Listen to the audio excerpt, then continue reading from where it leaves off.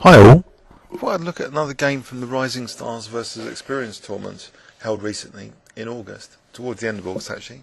This was the 22nd. It was Alexander Beliavsky was playing white against Hikaru Nakamura, who I keep pronouncing wrong, so excuse my pronunciation.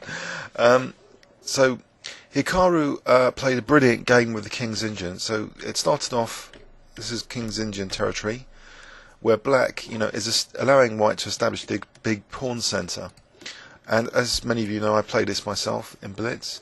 So after bishop e2, e5, this is the standard theoretical move. White carries on with castles, knight c6, d5. So the centre's being closed. The pawn chain has been more fully established from both sides. And black plays now knight e7.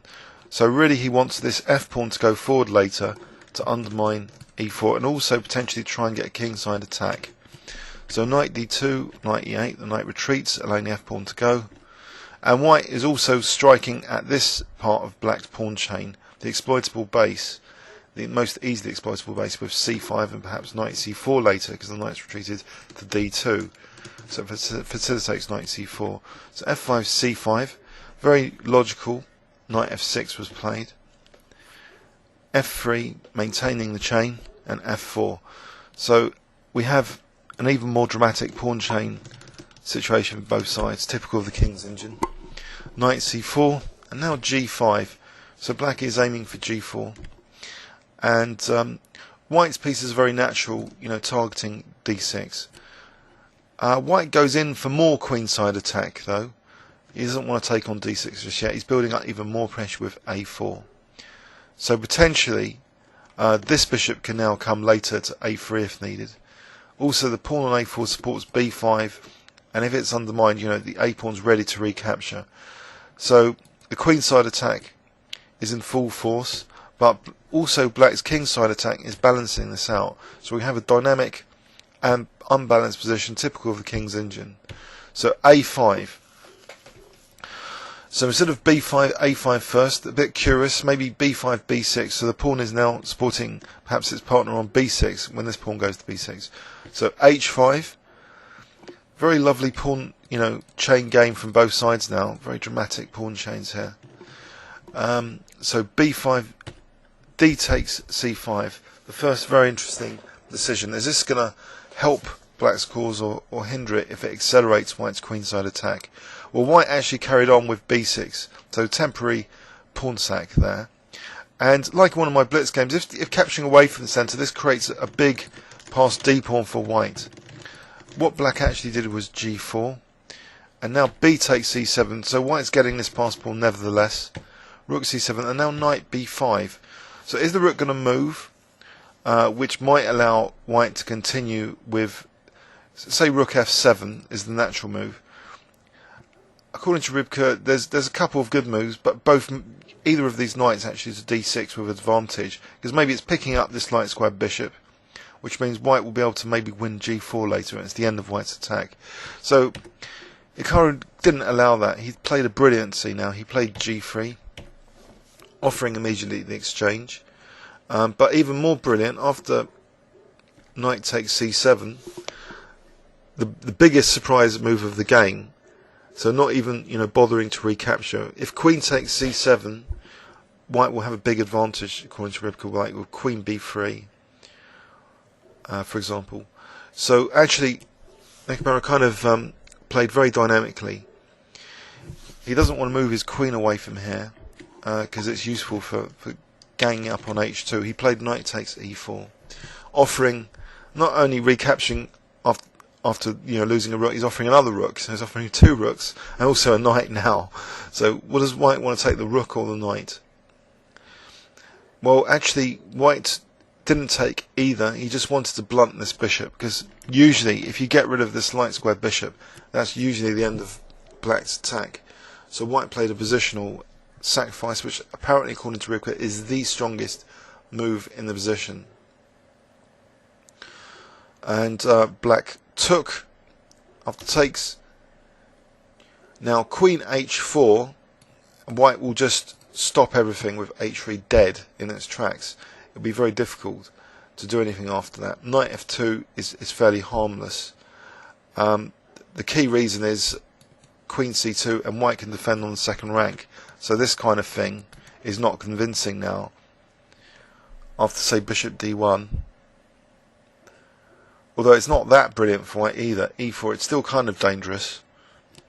So let's see, knight f2, so maybe actually even better is just rook f2, and that would clear black's attack up completely.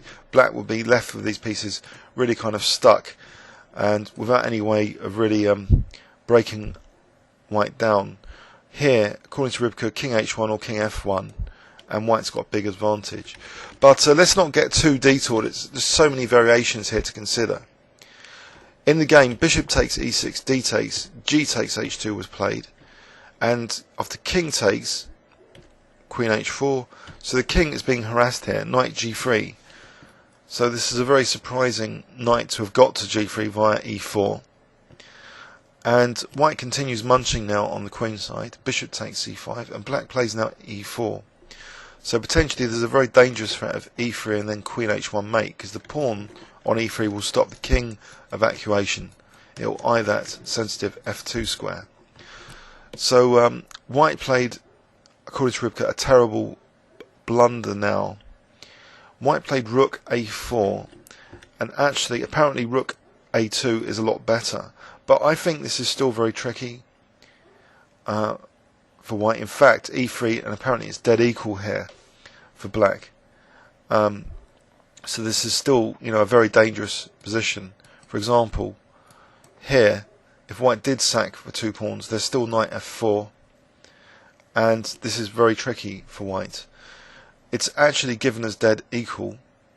Maybe it's because it carries perpetual check stuff. So king here, bishop c3, and we get a perpetual check scenario at the very least in this variation.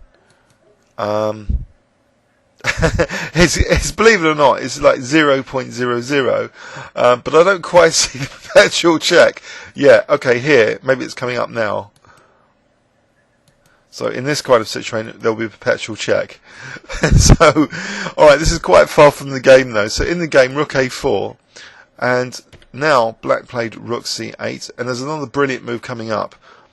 White played bishop takes a7, and there's a lovely move which kind of means this bishop's more significant on this diagonal.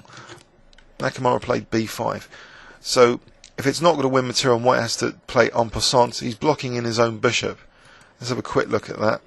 And actually there'd be a mate in 3 now with a lovely deflection anyway, even though the queen's guarding, even though the queen's guarding d4. If queen takes d4 here, there's knight e2, and that's actually mate, not just forking king queen, it's actually mate. So that would be killing. So a takes b is out of the question. So white's now losing material with a particularly bad position. Black's still got a raging kind of attack. He plays check, now e3. So white's losing even more material. And here, if king takes g3, there's queen h4 mate. So after king takes e3, knight takes f1. Which apparently is not as accurate, by the way, as knight f5 check. But it's still really bad for white, this position. After check, white resigned. So it was a really crushing king's engine by Nakamura. Let's have a look at that again, very briefly. So mainline king's engine. So white's really carving black up on the on the queen side here, using this exploitable base of d6.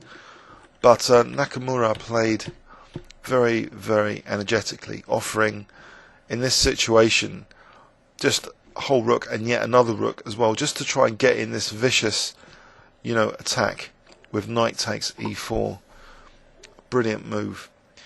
To show the danger of this bishop, by the way, just briefly here, queen h4, h3, bishop takes h3, and it's difficult for white here to defend. If he has to play rook f2, gets very, very hairy. There's at least a draw by perpetual, but maybe there's even something else which I can't see at the moment, or even queen c3. So if queen moves, then queen takes a1. So anyway, Beliavsky didn't want to go in for that, allowing bishop takes h3. So that's one of the reasons I think, it's often a policy for white. If gaining a bit of material, just go for this light square bishop to remove it.